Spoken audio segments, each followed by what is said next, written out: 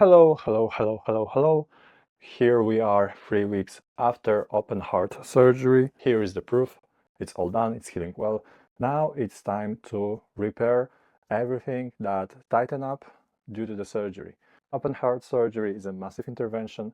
A lot of structures in our body are being intervened with in the not very physiological manner. Like, for an example, my chest shouldn't be that open for a few hours. The degree of inflammation throughout my body was pretty big, pretty excessive, which also has quite a big potential to tighten up the connective tissue.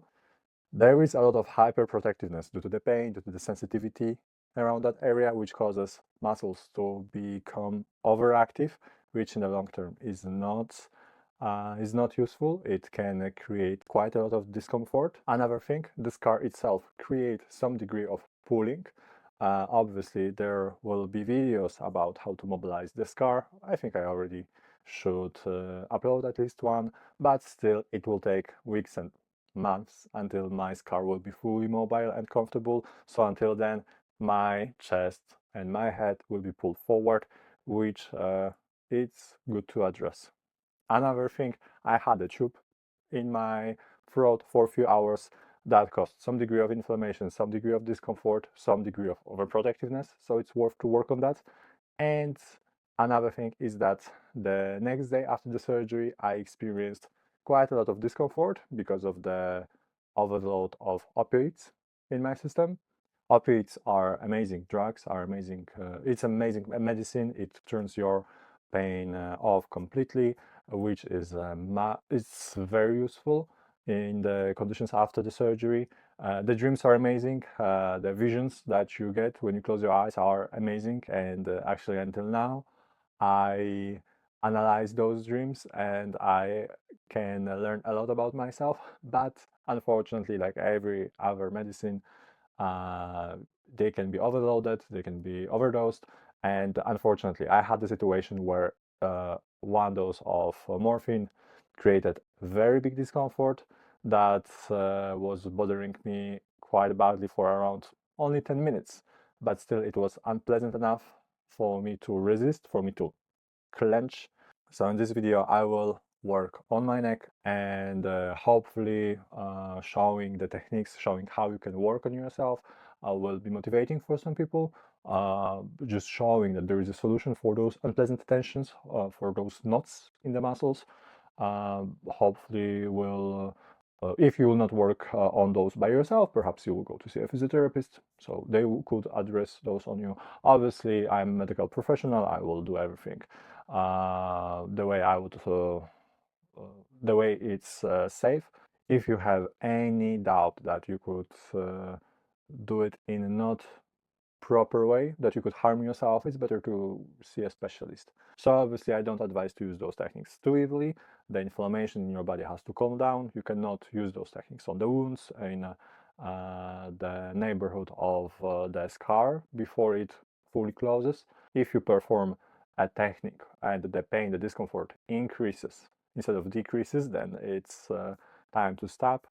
If you start to work on a certain point and the tension and the pain, discomfort doesn't decrease after a minute, then it means that it's not pretty useful to work on that area right now in this way. So I advise you to just move forward. We use the minimal amount of pressure. We start with 500 grams. If the point releases, if we feel better, we can gradually increase the pressure. Obviously, if you press a certain point and you feel electricity moving towards your hand, then it's not a very good sign. What we look for are crunchy areas, bubbles, areas that feels like bubbles. When you press on those areas, they may feel like a knife, like a heavy, dull pain, and it should get better over time. Some spots, they may radiate. If you will find the tension that is causing radiating pain to your eye, to your head, to your jaw, to your shoulder, then you don't have to worry. It doesn't necessarily mean that you press the nerve. Some areas, some tensions, some knots, they recreate this kind of a tension. If it's getting better, that's wonderful. Just continue. Around the neck, we have a very thin, wide muscle called platysma. This muscle is visible here. We will start by working on this one because we don't have to go very deep and it's better to release tensions layer by layer. So, since this muscle is pretty superficial, we will start with just simple circles, simple stretching in all of the directions.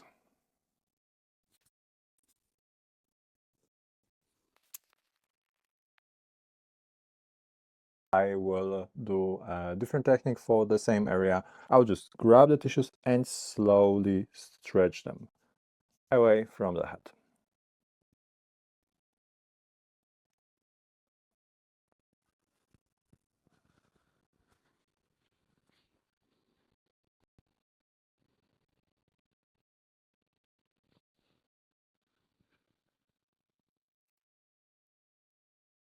It already feels better. I don't recommend using cream for those techniques, simply because you want to move a bit with the skin, not glide on top of the skin. We want to reach slightly deeper. Same on the opposite side. Awesome. It's very satisfying to feel that those knots, that those tender spots are melting over time. The right side didn't release to the end, and most likely it's because I had the cannula here on my right side of the neck, which causes the right side of the neck to be more tensed up than the other. It will most likely take me a few more sessions to release the tension fully, or I would have to use different techniques, but that's fine. As I said, if it doesn't release, if you don't feel melting, after 1 minute, then just change the technique or move to a different place. Another area that is very often tightened up is the area between two parts of the same muscle.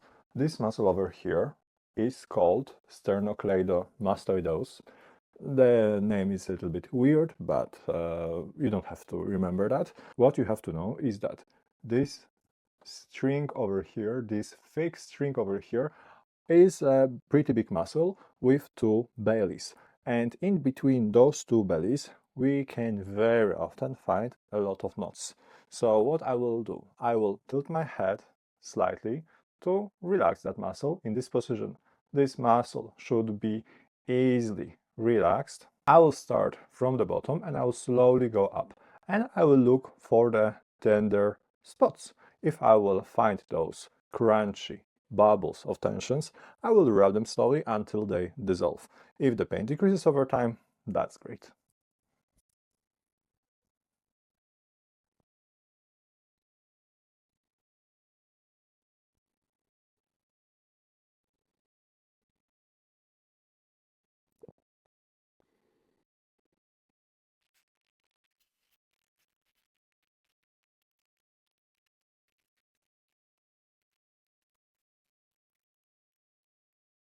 Awesome. I needed that for sure. Some people may ask how long you should perform certain technique. My advice is that until you feel relaxations happening, you can do it even for 10 minutes. At some point, you may start to feel that the area starts to feel like a bruise after the punch. Then you better watch out, because if you do it for too long, you actually may have a bruise that will bother you for a day or two. In a perfect scenario, the tension will release before this bruise sensation will start. Okay, it's time for the other side. I have a few more advices for you. The first one is that, oh, I forgot. In the next technique, I will release a lot of things in the same time by mobilizing the hyoid bone. This bone is the bone that is hanging solely on the muscles. It's floating in space. And by mobilizing this bone only, we adjust the tension, we release the tension in massive portion of the neck. This bone is over here. By touching that area, you may notice that there is a ring that is harder than the rest. Obviously, the amount of pressure here is minimal, 100, 200 grams, barely anything. I will start by testing how this bone moves from left to right. And if I will notice that one direction is limited, I will firstly mobilize the bone to the opposite direction. It gives a very nice opportunity for the relaxation without putting any pressure on the tissues. It's just the nervous system calming down, allowing for relaxation. And then if this will not work, I will mobilize the bone to the restricted side. So only left, right. Okay, let's start.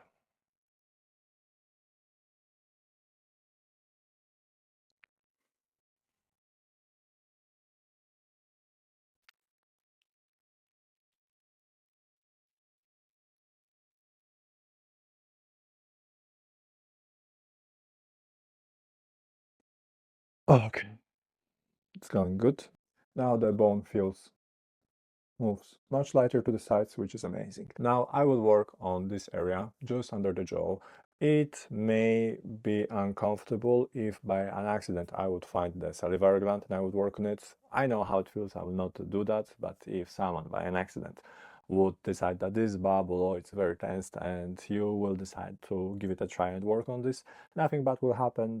There is no damage will happen for sure unless you lose a few kg of force. Just the pain is different, it's very unpleasant, it's very annoying, and the pain will gradually increase rather than decrease. So these are the symptoms of pressing on salivary glands, so I don't recommend that. But any other tension that generates local or radiating pain, it's worth to give it a try. So let's check. We're gonna start at the angle of the jaw and slowly go to the middle.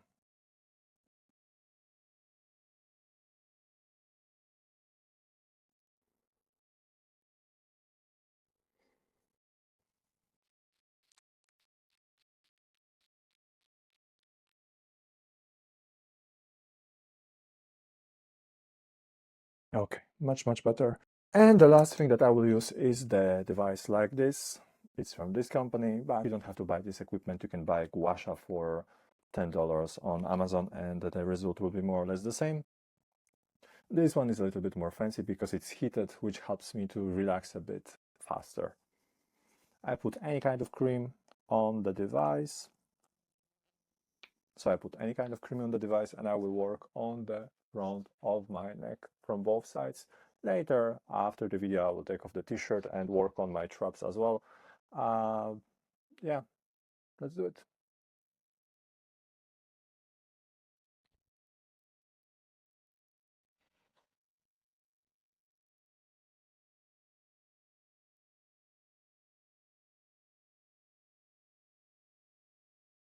I'm probably all in cream, but that doesn't matter.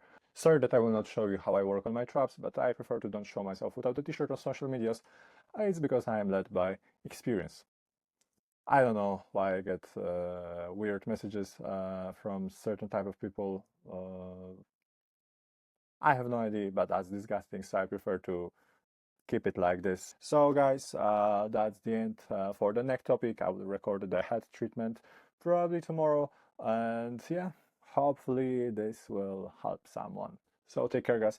The advice that I forgot to tell you, in this technique you may feel that your hands are getting tired pretty quickly if you're not used to, and to avoid that you can perform this technique through the paper towel. It works amazing, so give it a try.